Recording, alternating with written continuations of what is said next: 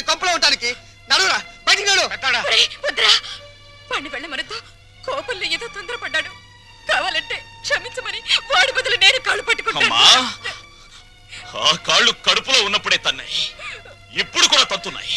వీణ్ణి ఆస్తి పంచమని వాళ్ళు అలర్ట్ చేసి నువ్వు నా పరువు తీస్తారా? పదం లోపలికి. ఒప్పుకోను. నన్ను కొట్టిన వీడి ఇంట్లో ఉండడానికి ఒప్పుకోను. అంతే. వాడు ఏంటి పెద్ద కొడుకురా? వీడు ఇంటికి పెద్ద కొడుకు. వీడు ఇంటికి పెద్ద కొడుకు. అమ్మకే నీకే పుట్టాడా? నీకు ఏ పదార్థాలుగా పుట్టాడా?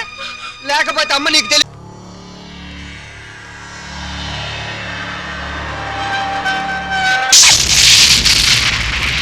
నేను ఇవాళ జైల్లోంచి విడుదలై వస్తున్నాను తెలుసు కూడా వెల్కమ్ చెప్పడానికి ఎందుకు రాలేదే? నాకు ఇక్కడ బోర్డు హోంవర్క్ ఉంది. నువ్వు హోంవర్క్ చేయటమేంటి? ఎగతాళిగా మాట్లాడుకో.